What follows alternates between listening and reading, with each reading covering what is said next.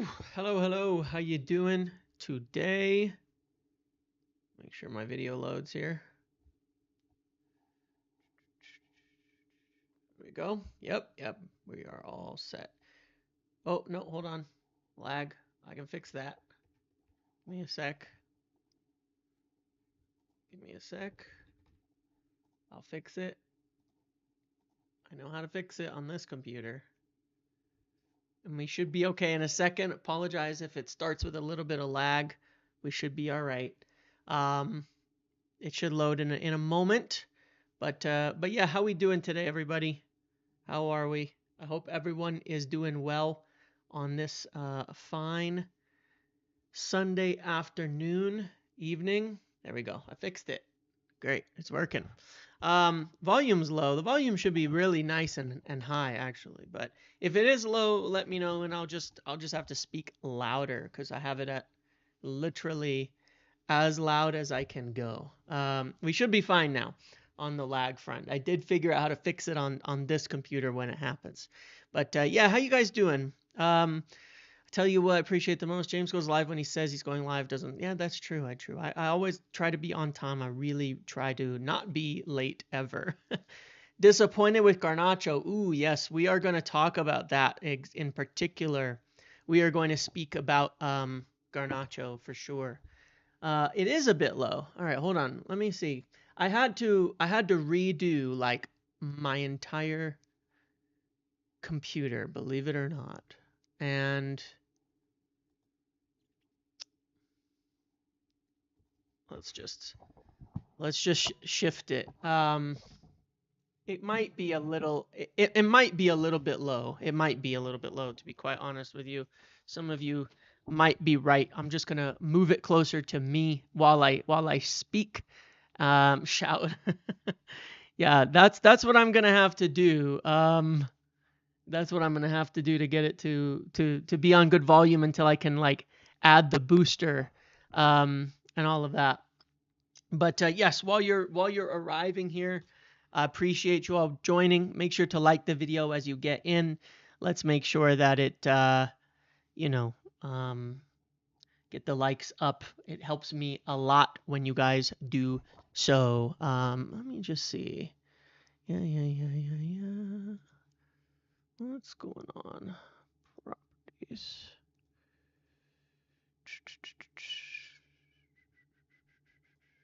Volume is okay. You can't hear anything? Well, that's on you. You should definitely be able to hear something. Anyway, yes, lots to talk about. I've got an agenda.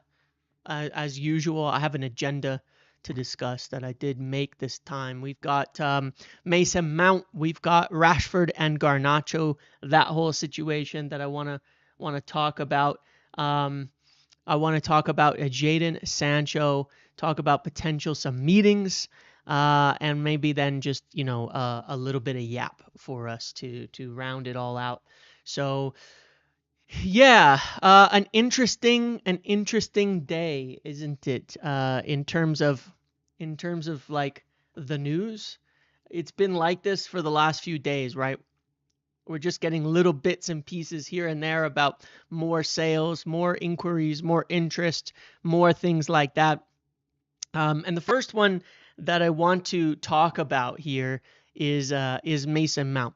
I did notice there was a little story about Mount and something. I've been unsure if I've been able to actually tell if that is like a real person writing those articles or not. If that actually is like who keeps getting aggregated as Mick Brown. If that is actually if that's actually who that is, like if these articles are coming from who they say they are. So if you know, tell me, because I'm confused. It seems like they're real, but I don't actually know. Regardless,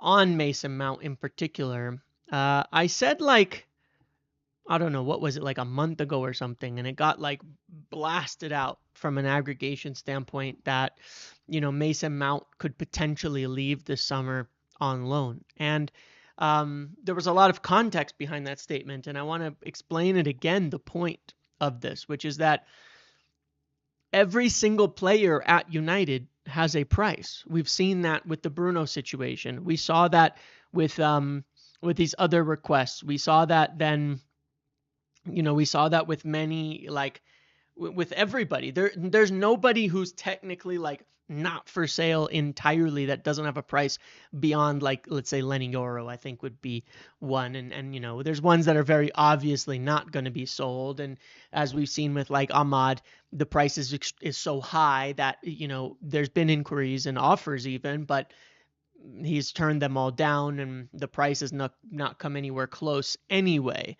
So we haven't really had to worry about that. There's a price for everybody. Mason Mount's price from a management perspective is not significant because, in a sense, in order to sell him, impossible. His wages, his injury history, and how much we still owe, it's impossible. Nobody's going to pay 35 to 40 million plus 200,000 a week.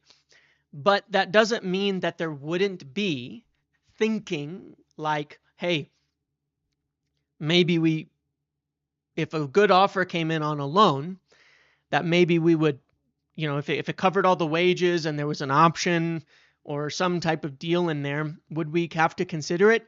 And the answer is yes. The management would consider it. I know that for sure, that they would consider it. Mason Mount falls under, the way that they view things as having a couple years, not being very successful. A loan, something like that, could help him rebuild his career up, maybe stay fit, maybe get going again, and maybe provide a route out. Remember, no matter what, even fit, Mason Mount is on way too much in terms of wages compared to our new thing. But at the same time, yes, if he stays healthy, big if, he'd be worth more. And the balance on this is, do we take the risk on Mason Mount? Like, let's look at it this way. And like I said, consider. Consider is an important word here because you have to factor in, what does that actually mean? That means consider all the pieces of the puzzle. If you were to loan Mason Mount out, does it free up enough money to go ahead and get another midfielder in? That could help push Bruno forward. If you could let Mason Mount go, does it let you get to a striker? The reason I ask why the story is genuine is because there have been inquiries from clubs about Mason Mount in recent weeks to United. There have been. Not saying that they're serious. I'm not saying that there's talks. I'm not even saying there's any kind of decision that's been made. But that's why I asked about that, because there have been from multiple clubs inquiries into his availability or his situation and what would be there. Just minor things at this stage. And I mean minor, like they're not going towards, they're not at the stage of like anybody's talking or doing things like that, but there have been minor inquiries. So when I say it would be considered, I'm saying that they'll have to look and say, well, what could be on offer for Mount? And if there is actual interest in him, and if there are potential offers for him, what would we need in order to make that work for us? What would we need in order for that to be a good deal that would give us something? Jason, thank you for gifting 5 memberships to the community. I appreciate that. As a reminder, let me put the poll up because it does help. Believe me, it helps.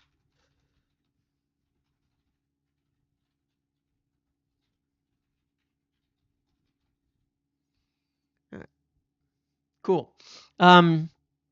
So look, it's like it's about that. It's about whether or not it's feasible. And thank you again, Jason. Whether or not it's feasible to move him, and whether or not it allows us to do something more, and whether we have those options available, because we are going to be short. And it is totally true that Ruben Amorim likes Mason Mount. Of course it is.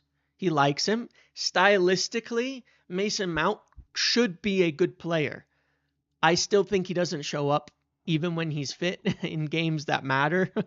Like we saw in the final versus Chelsea, he's not the right guy for me still. He's he's got a long road back. I had high hopes when we signed him, but he just hasn't quite worked out. But look, right now, Mason Mount is probably realistically kind of coming in to the frame, but you have for the front three, if you sign us, this is the point, right? If you can get the striker in, you have a striker, you have Xerxes, you have Cheeto, you have Cunha, you have Mbumo. Technically, and let's say Ahmad is on the side, technically, yeah, final versus Spurs. I was thinking about the game he played against Chelsea where he played well and then he played poorly in the Spurs final. Technically, if you're looking at first choice players and Ahmad is your first choice right wing back, we are a bit short in the 10s with Garnacho leaving, with all of that, right? We are a bit short in the 10s. We've got, like I say, they're pretty much Cunha and Mbumo. If Bruno is starting deeper, well, then who's our backups in the 10s? We pretty much just have Xerxes and Kobe, but then Xerxes is your first backup striker. You are a little short. And so losing Mason Mount, but again, if he's even available, that's the question. Because he's only depth if he can actually play football. So yeah, it's just something that has to be considered. I don't know where it will end up. I don't know what the decision will be. I think it'll carry into a lot of other different factors. What if they're able to get that midfielder? What if they get, a Douglas Luiz in for a Sancho or something like that, okay? Which I'll talk about in a minute. What if they do that and they get their striker? And that means you have Luiz who could play in the 10, Bruno who could play in the 10, Mainu who could play in the 10. Then you might have a little bit more money available if you let Mount go that will help you accomplish all of these things. So there's still considerations in this, certainly. Definitely there are that make it not so clear cut what they're going to do, but there have been inquiries. There have been. And I do know at the management level, his contract and his situation is certainly one. They're not sitting there like, hooray. I mean, that doesn't take a genius to figure that out. But I do know in particular, they would love to get their money back on that deal. Glenn, thank you for gifting 5 more memberships to the community. I appreciate you very, very much. Thank you for that. Thank you, Glenn. Thank you very much. Still confident on Mbumo. Yeah, nothing's changed for me on that front. There's nothing that's going to change on that. But yeah, look, there's some interest here. I'd rather keep Marcus as a 10 instead of another loan. Me too, but it just doesn't seem impossible. It doesn't seem possible. It seems impossible. It doesn't seem possible for something like that to happen. So who's asking about Mount? A couple of Premier League clubs have. And I want to make sure I have the right names. But I have heard 2 in particular. And I want to make sure that it's real before I name them. Because I need to hopefully confirm that first. I would like to. I don't like to name clubs if I can't double confirm it. I can be pretty certain that the info is correct in terms of there having been some inquiries, but I'd like to double confirm the names before I put name to England clubs. But yeah, decent clubs. I can see why both would want him if it is accurate. So we'll see. Maybe Villa is one. I mean, that's why I was asking about whether that article is written by somebody who is actually who they say they are, and maybe they have some connections in football. I don't know. So yeah. So that's Mason Mount. There's been inquiries, very much up in the air, I would say, what happens there. Obviously, I would lean towards it being more likely that he stays simply because I doubt we're going to get any even slightly decent type of offer for him. But yeah, I mean, the reason we're focusing on all these forwards, certainly it wouldn't sit there and you wouldn't sit there and say, oh yeah, Mason Mount's due to be this super important player. We have a game a week. If we've got Cunha, if we've got Mbumo, if we've got all these guys, it's not like he's going to play a ton, but he will sub. But yeah, the question is, if he's fit, he is a good player for us, and I like him, and he could have a place, especially as a rotational player. But if he's not, then it is what it is. So we'll see. Yes, we'll talk about Rashford and Garnacho now in a second here. So Rashford and Garnacho, obviously, um, Rashford is waiting for Barcelona, quite clearly waiting for Barcelona. We've spoken about this a lot, a lot, a lot. I said before, and I stand by this, I think if push came to shove, he would accept another move somewhere else in Europe. He's not like completely rejecting them, but at the moment, he intends to wait for Barcelona to come in for him. He intends to wait for Barcelona to make a deal, and believes that they will. To be fair, I mean, whether they will or they won't, hard for me to say. But from the reports on their side, they seem to be continuing to indicate that, yeah, after Nico Williams, they will start up again for Marcus Rashford. He seems confident in it. Yeah, I know. I've seen that he's doing videos with Barcelona fans, things like that too. I know this is the move he's wanted. I don't think they're faking the interest in him, okay? But at the same time, Barcelona will play us, I feel. I feel that they will get him, but I feel it'll be a loan. And I do feel they're gonna stink us out here, like hold us out on this, because they've already approached and we asked for a purchase and they said no, and then they moved on to some other targets. They wanted a loan and an option. We pushed back against that. I think they're gonna wait us out until we accept something like that.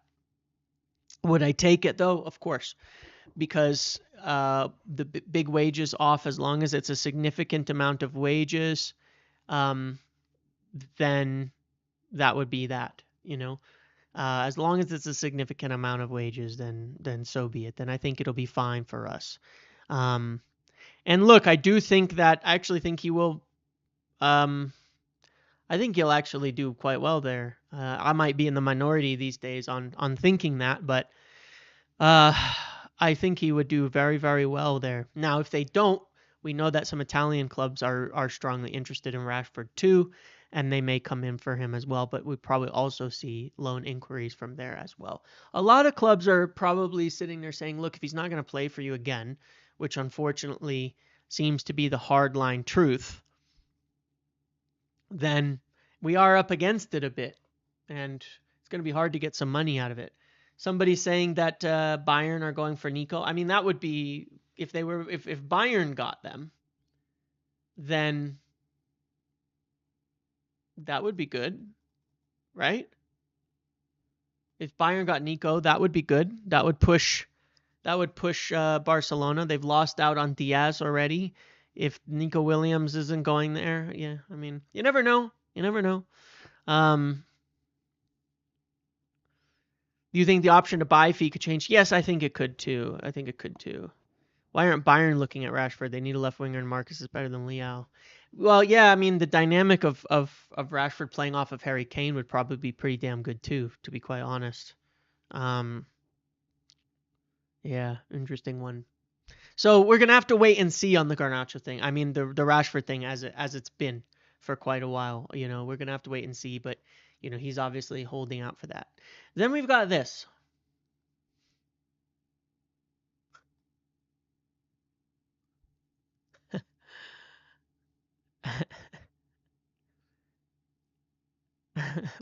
I'll answer some questions and get into other stuff during the yap area. But what do you guys think of this?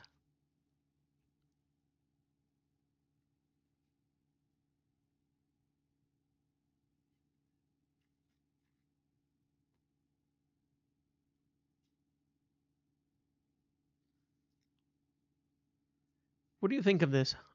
Honestly, I really want to know your guys' opinions on it. Like,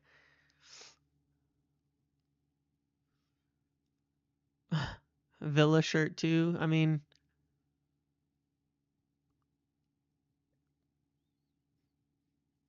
it's kind of like Oh no! Oh yeah, yeah, yeah, yeah, yeah.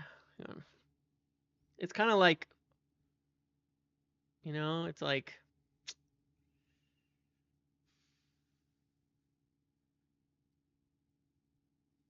is it a big deal or is it not? Like the thing is, right? Like like is it a big deal in a vacuum? No. But like he knows what he's doing, right? And that's the thing that matters. Like cuz he knows what he's doing, then it's probably purposeful. So that's my thinking on it. Is it's like, look, it's not like it's a huge deal somebody making a post or something like that. Um, but we're not in a vacuum. There's a reality around all of this, which is like, one, he knows the situation with Rashford. Two, it's not even a United Rashford kit. Three, you know, I don't know. The thing about it is what's really kind of ironic to me. I shouldn't say this. I probably would need to stay away from this topic. I need to stay away from this topic because I'll get myself in. I will land myself in trouble. Like it's once again, it's shit. It's shit. The perception of it is shit. Let's just leave it at that. Like the perception of it is terrible, and we know that. Like we can just what you're doing when you open the door with something like that. You do know what you're doing when you open the door with something like that. And the thing that's to me, like I was saying, that's ironic. I'll try to avoid saying what. Yeah, it's a real post. I'll try to avoid saying something that is that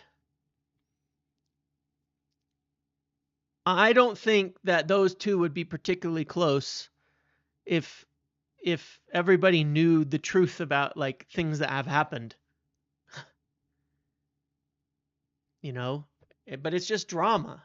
It's just drama. Like there's things that have happened that are really to me very dishonest and makes me think these things haven't been these things aren't known by everybody involved in this by by both sides of this, because I'm surprised that they, I don't know, man. I just don't think they.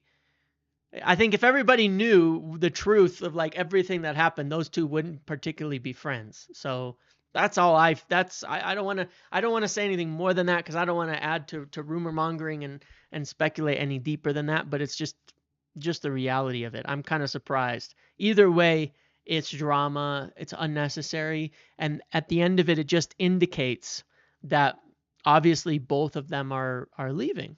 Both of them are out of the club. Both of them are on their way out. Now, I find the Aston Villa one part of that to be interesting because I believe Aston Villa are going to be a club that might represent an option for him. And so maybe that means that he could go there. You know what I mean? Maybe that means that'll become a valid choice for him in the coming weeks. That's one of the clubs we had on as, the guy. Can you release the tapes on both? Yeah, look, maybe later. All right, maybe later when they're both United players. I don't want to get into this shit. At the moment, they're both United players, so I want to avoid it as much as possible. But yeah, that's all. Maybe later. How about later? If they both leave the club this summer, we can talk about it later. It's just an unnecessary problem. It's just crap. Villa don't have any money. Yeah, well, there might be. We'll talk about it at a later date. There might be. There definitely might be ways that Villa can make some money. Again, even though I don't think the Emi Martinez thing is particularly, is definitely more agent driven. At the same time, maybe there's a route there. Did you guys see? Now would Onana even want to come to us? Because did you guys see that Amadou Onana confirming that we were in for him before? I don't think they want to sell him. I'm not sure he'd want to come to us. Frankly. But yeah. Aston Villa is an interesting one. Maybe there's other, like we've talked about Ollie Watkins and shit too. We've talked about Ollie Watkins. Maybe. I'm just saying maybe there's a route. Maybe there's a route somewhere where Villa have money after July 1st. that could do something for us. Maybe there is. Yeah, the Onana interview was great. The Onana interview was great. It was nice. He's a good guy. I like him personally. I like him a lot as a human being. So there might be ways to sort things out here, but it remains to be seen. Regardless, it's just more shit we don't necessarily need. You know what I mean? Onana accent on Maria. He said a lot of good things about Rashford. Look, I've said before. People always tell me I'm like, not everybody, but there's a lot of people. I understand people sit on different sides of this. There's a lot of people who tell you, I'm deluded or that I'm just super biased or something. And the truth is, of course I am. I am biased to liking Marcus Rashford. I think it's weird to not like Marcus Rashford. I think it's weird to not want Marcus Rashford to be successful given the history that we have as a club with him and what he's done and all of that in the past. I'm not even just talking about football. I'm talking about as a human being. You know what I mean? And when you listen to other people in football, they say great things about Marcus Rashford. Do I think that things happened at United that just made it a broken relationship? Yes, like I said before, I that's why I've said many times I did not, even as a huge Marcus Rashford backer, and I remain so, I didn't turn on Amorim because of the situation, because I understand what happens.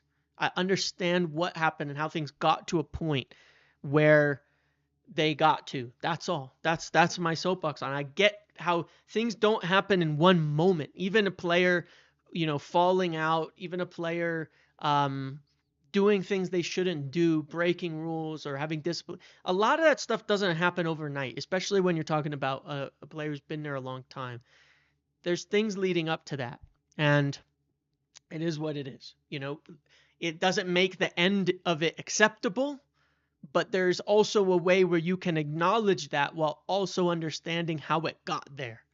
And those things are not necessarily incompatible. There can be think about any relationship. Here we go again. Here's the analogy again. And I'm only going to do this one more time, but because I always see it in my comments, like people get so upset about stuff with backing Rashford or backing players or liking some of these guys and things like that. And it's like, I'll use the relationship analogy again. You both get into a relationship. How many relationships? How many times you date someone, you get in a relationship with someone, the intentions are good. The actions are good. It's growing. It's going better and better and better. And then there's cracks. And both sides start making mistakes. And both sides start doing things wrong. And it starts to fray. And it starts to get worse. And it starts to get worse. And it starts to get worse. And then someone does something they shouldn't do. Like cheating, right? Like stepping out on someone. That doesn't happen overnight.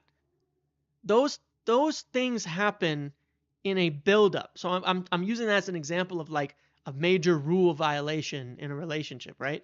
Those things don't happen overnight. And it doesn't make everybody involved a bad person. It doesn't mean that it's acceptable. It just means there are mistakes that led to that point in time. And I have always said to people in my life, talk about the relationships and things. I say, look, if you've gotten to that point, instead of making a big thing about it, you just go your separate ways and leave it like that, and just, that's it, man. I was married once before now, and it ended, let's say, poorly. It didn't intend to go that way. It didn't start to go that way, but that's the way that it went. And at the end of it, it was very easy because it's just like, all right, things happened. We let it go and move on. And it's best for everybody to depart, because at one point we both wanted this.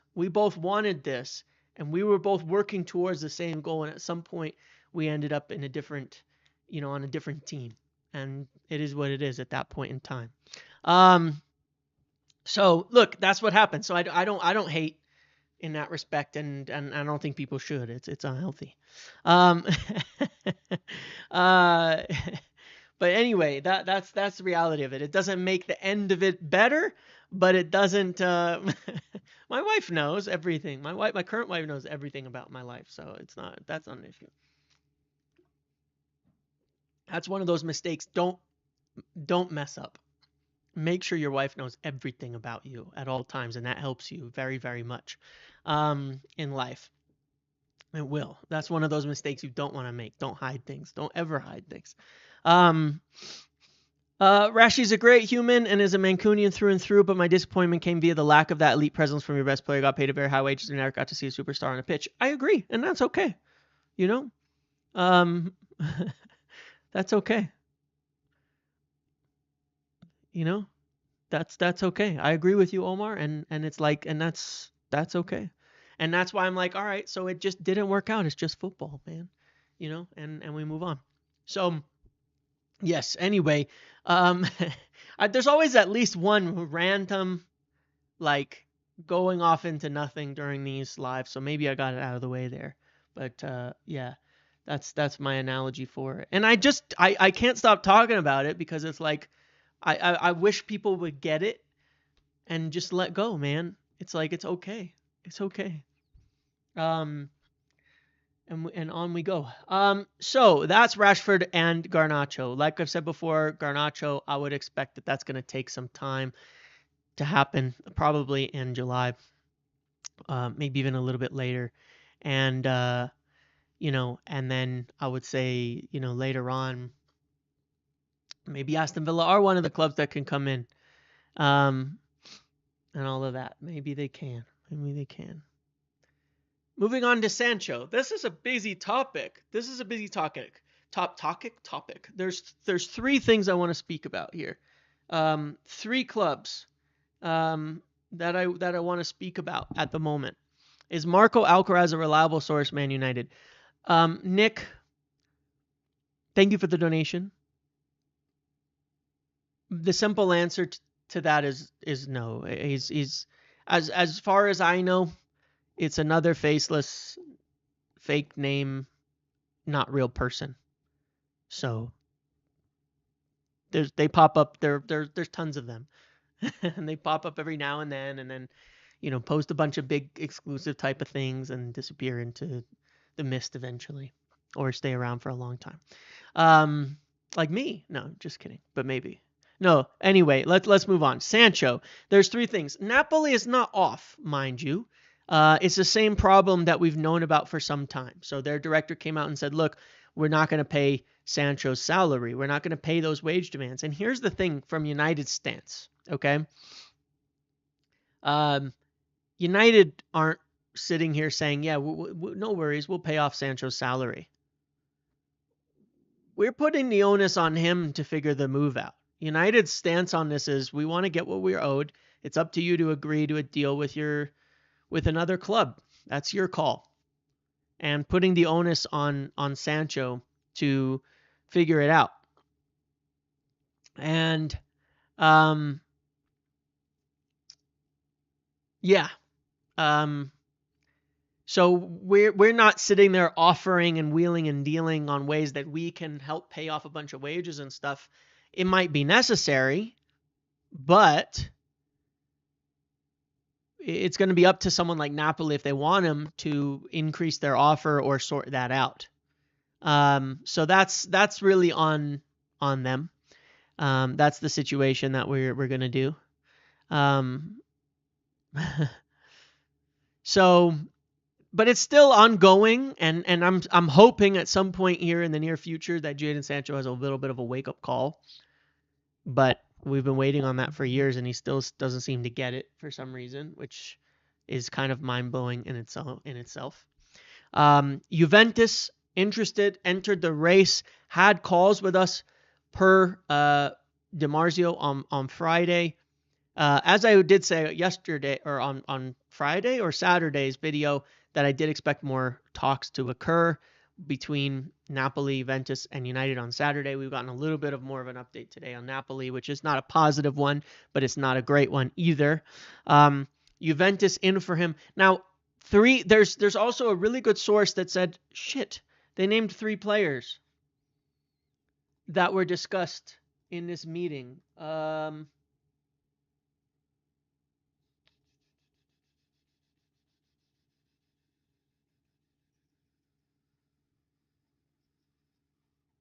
Who was it? There was actually an article from somebody decent. And it said there was 3 players. Now, son of a biscuit. I'm trying to figure it out. Hold on. I'm trying to remember because obviously one was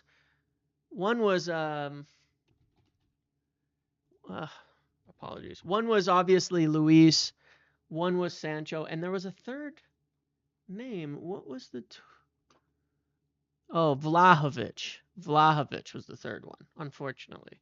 That's what it was. All right.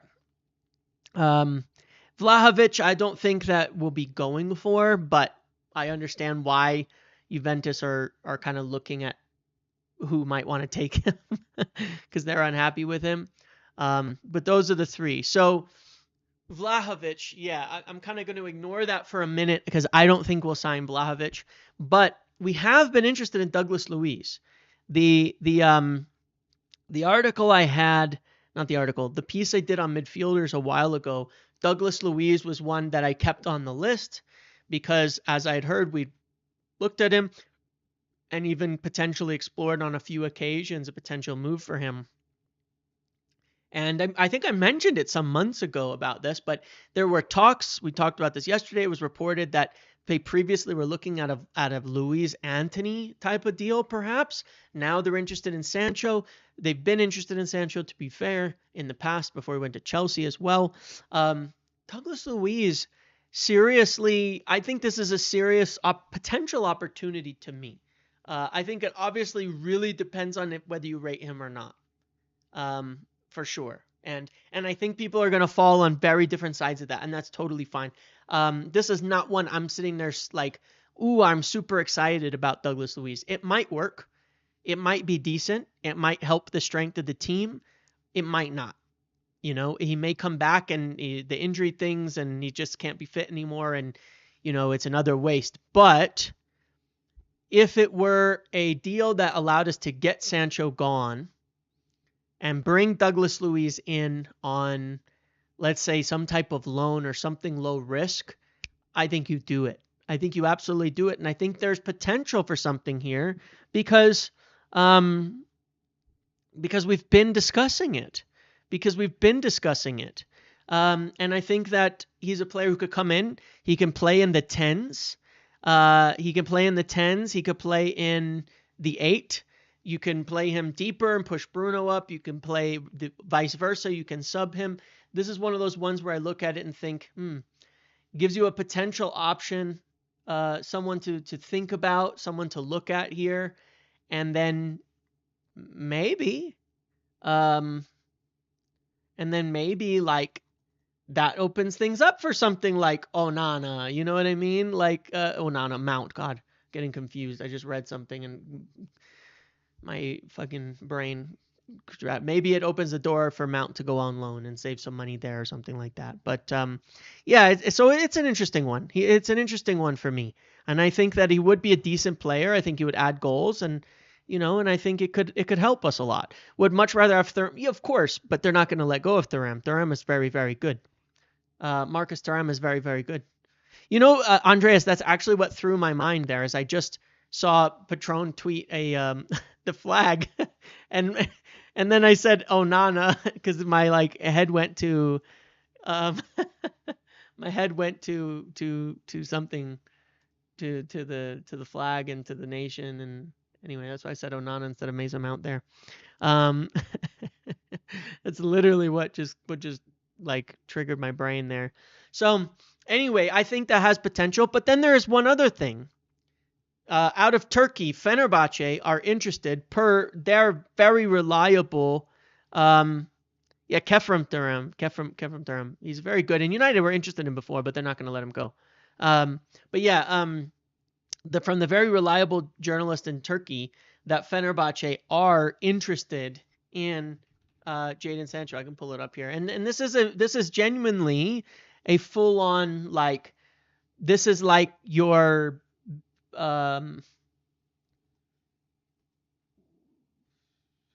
this is like your full on Fabrizio of Turkey. You know what I mean? Only saw because yeah. So this is big right here. that Fenerbahce have asked about Jadon Sancho's conditions. And I'll tell you, well, there's two reasons why I think this is big, which is number one, Fenerbahce, those Turkish clubs can afford fairly significant wages if the fees are low. They tend to have a decent amount of availability in terms of wages. I could see it. 15, 20 million for him, and then paying him more, offering better wages than Napoli, better than Juventus. This is where we're going to find out. Is Jadon Sancho just about the money? I think we believe the answer is yes, but we're going to find out, because Turkey, there might be better money than Napoli or Juve have on offer. So it's a good thing for me that it comes here. Like, it's a good thing. It's a very, very good thing that we're getting more interest in him. And because, essentially because, it puts it on the table. Like, if he's just chasing the money, well, he should know no big club is coming in to offer big money for him. So the money could be there from Fenerbahce and the big clubs from Juventus and Napoli. What's he going to choose? If it's just about the money, then I think he'll go to Fenerbahce. I mean, they're still in the Champions League, right? If I'm not mistaken. Are they in the Champions League or are they in Europa? I don't actually know how. Is it only one Turkish team that qualifies? Does Fenerbahce get in? Because I didn't know whether it was, Galatasaray obviously in, but Fenerbahce or Besiktas or who's in the Champions League? I don't know. I'll have to look it up in a minute. But yeah, it's his choice. If there's choice, then it's good for us. Let's put it like that. That's how I see it. As long as there's choice. Oh, hold on. Froze. As long as there's choice, it's good for us. My screen froze. Hopefully it didn't freeze on your side.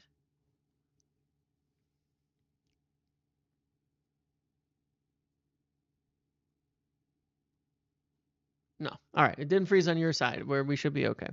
So yeah, Fenerbahce second, Europa League. Okay. All right. So they're in Europa. So they're in okay. Cool. But yeah, so point being is just more, more choice. I'm down with more, with there being more choices available. Oh my god.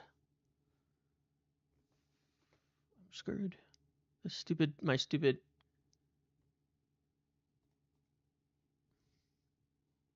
Streamlabs has crashed on me a little bit here, so I can't like change my it's not my internet, it's just the Streamlabs thing is the actual application is like a little stuck, so I can't like switch to the next I just can't move it down to the next thing because it's stuck. Hopefully it'll load again in a second here, but I guess we'll see. But anyway, so sorry. I'm just getting distracted because computer issues. Regardless, it's good news. Competition for Jadon Sancho. That's good news. We will take that. Thank you for your channel. There's a lot of work that goes into a channel like this. I hope people realize how important liking and sharing is for you. Let's see if we can break the light record. I appreciate it, GC. Thank you very much for that. Thank you for the donation and all of that. Wiki says third round Champions League qualification for Fenerbahce. Okay, so maybe they can get in there. Yeah, genuine choices, exactly. So we've got solid reports about Italy, solid reports about Turkey. Those are good things. So the next thing I was going to talk about was meetings because, oh, there we go. I'm back. I can mess with this now.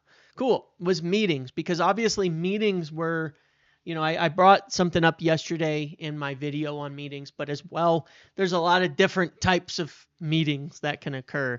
And one of the things we're obviously still seeing day by day is all of this focus that is on sales, right? And all of this focus that is on getting, people out the door and getting money coming in. That's what United need.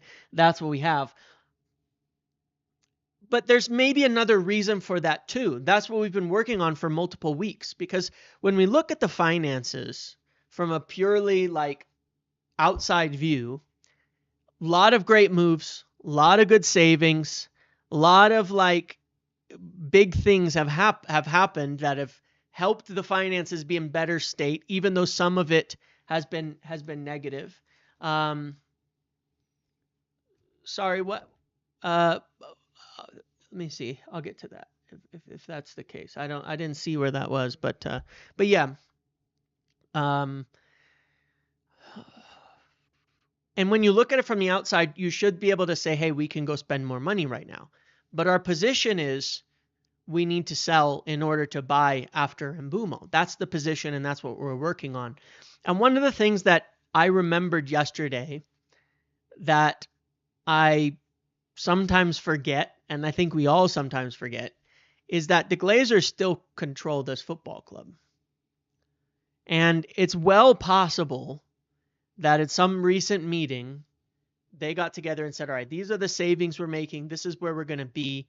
And it was agreed upon to say, this is what we can spend. This is what we will spend. And once we reach that, you're still going to have to sell to make space, even if technically we could go over it. We don't know.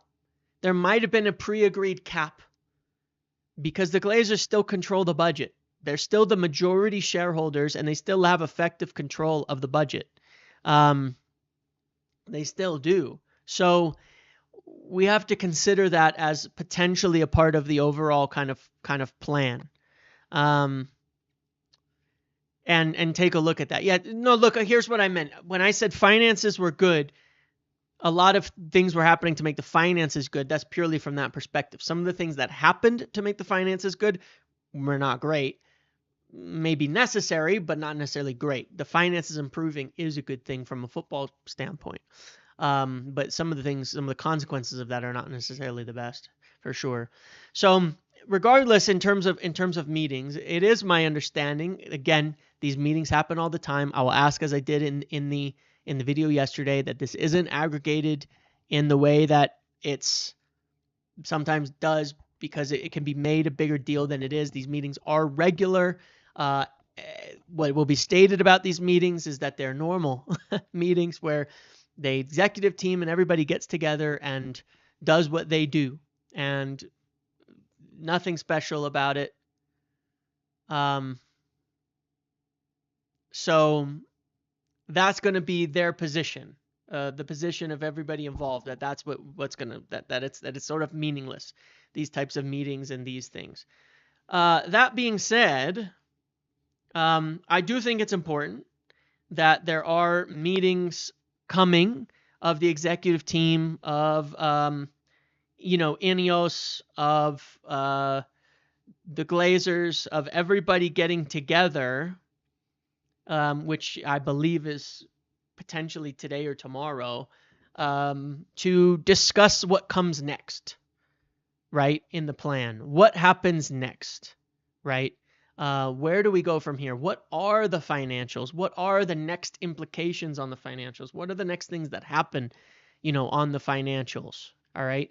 And sometimes when these meetings happen, some big things get decided. Sometimes when these meetings happen, nothing happens. Sometimes big things suddenly shake loose. It's meetings like this where, they sacked Ten Hag, but then failed to actually sack him and started their search for a new manager last year. It's meetings like this near the end of the year where they say, okay, last time they had a meeting like this around this exact same time, they actually went out and paid for Dan Ashworth like the next day or something like that. So shit happens. These are meetings of the most important power players at United, and when those meetings occur and happen, sometimes things start to move a little bit more afterwards. Hopefully they do. Hopefully that happens. Hopefully that is what this leads to. Hopefully it's not they meet and everybody gets together and decide that there's no money available and that actually we're going to just keep it as is and not spend more because we're happy with the business we've done so far. Because, there's always that risk with the Glazers involved that's the position that they take. and that, if that were to be the case, to be clear, it wouldn't say that we couldn't spend money. It would mean we really are sell to buy, and we have to, we're not going to be able to stretch the budget at all or anything else like that. Additionally, two other major topics. There's no fans on this board meeting. This is like the board meeting. Two other major topics. Ruben Amorim might be involved in this, by the way, too. There's a chance. He was in the last one. There's a chance that, there's things like this, the stadium, which they wanted to get started on this summer. And there's the things that have to be resolved in terms of like, what happens to the pre-existing agreements between the Glazers and Ineos, which expire in like 6-7 weeks. What has to happen? So there's quite a few things that could be under the there's quite a few things that could happen here, but it we'll see. And I have some messages out myself to say what happens this week, to see if there's anything about it, and if I can learn anything about it. So if I do, and I have anything I can share, then if I want to make sure the meeting is actually real and stuff too, but I believe that there are coming in the next few days. But I want to confirm all of that, and if there's anything important to share, great. Otherwise, if there's just an executive and board meeting, then there's an executive and board meeting, and it's rather meaningless for me to say anything about it at all. But hopefully, I can find out whether there was any worthwhile mention of it or not. Okay, so we'll see. Regardless of that. Yeah, that might determine what comes next. And hopefully hopefully it is, there are important meetings, and hopefully important decisions get made, and hopefully it leads to something changing, something happening in the next few days and weeks to kick things on, because we're now 2 weeks or so away from players returning, and I think this coming week, things need to speed up. There's no doubt about that. We need to give Ruben Amorim the best chance possible, and the team the best chance possible to win here. So hopefully, things start to shake loose. So that's all the news I have for today. I've covered everything else on yesterday's video. Talked a lot about sales today and where things are at. There's certainly quite a few things I'm following up on, like for instance, the meeting things and all of that. Obviously, we'll hopefully find out more about Jadon Sancho. That's a big one. Antony, we didn't discuss today, but I think we've discussed it enough as to, we kind of know where that's at and what's happening on all of that, so that's okay. Yes, Nick Cox left. That's something that. Sure, that's something that could potentially be something needed to be discussed. Who's being hired, who's being brought in, all of that. Those are some of the things that need resolving. So yeah, there's a few things a few things on the agenda. There's a few things on the agenda now, and a few big decisions that have to be made. Is there progression on Antony? There's been day by day. I covered keepers yesterday.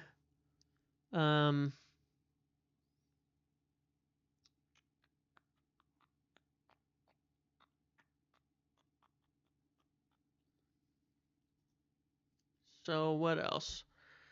Yeah, it's a big loss. He took a big step up.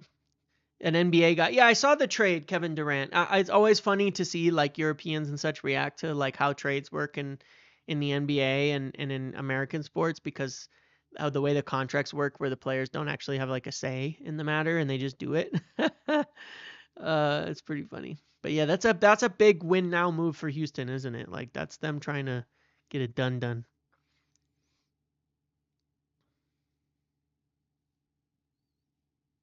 What's this about Rios? I've seen a lot of rumors about Richard Rios all the way till last year, and I cannot say that I've ever been able to personally back it up as anything more than a basic kind of inquiry,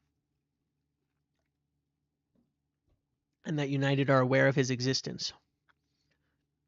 I have a strong feeling we'll get the Chelsea academy manager. Right. So Jim Frazier, there was rumors from Alan Nixon, I think, at the beginning of May. And the interesting thing is at that time, they said there's nothing in that. But it makes you think. Like when I asked about it, I was getting all negative on about it. But now I'm like, makes you think. Like the departure of Nick Cox wasn't planned though. But at the same time, it makes me think like maybe somebody was just, planning ahead just in case. But yeah, it was, to be fair, it was entirely Nick Cox's decision to take a step up to another club. He was not kicked out or anything like that. But I do think United will be fine replacing him and getting somebody else in the door that they trust on this. I mean, Omar and Wilcox have built a good, come on, they've built a successful academy before, so I'm not particularly worried about that.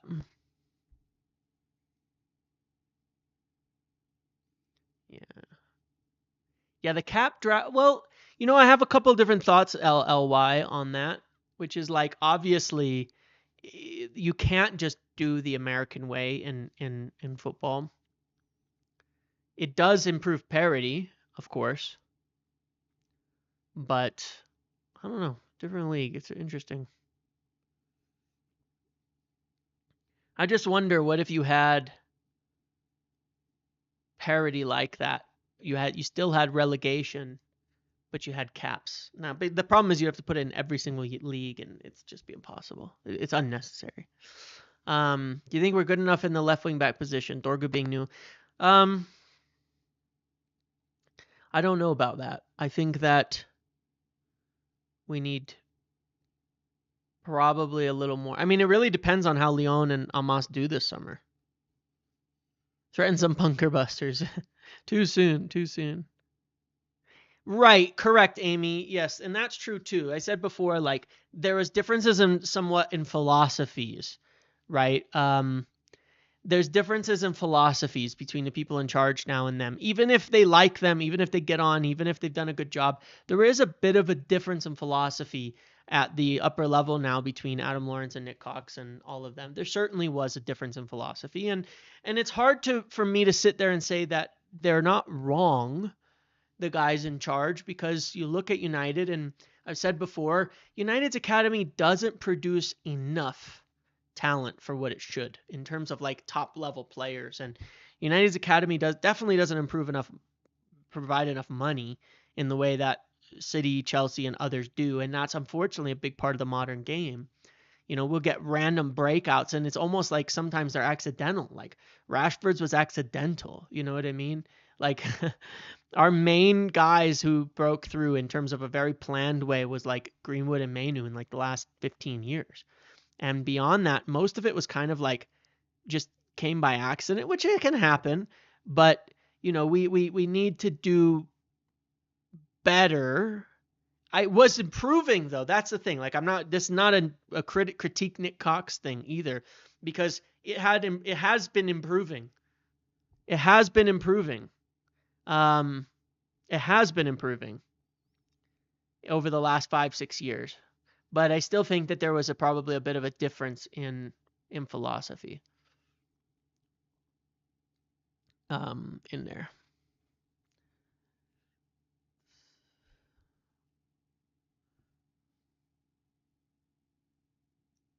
I understand that most academies don't have tons of players going into the first team, and we've had a decent number in that respect, but I think that, like, how would I explain this?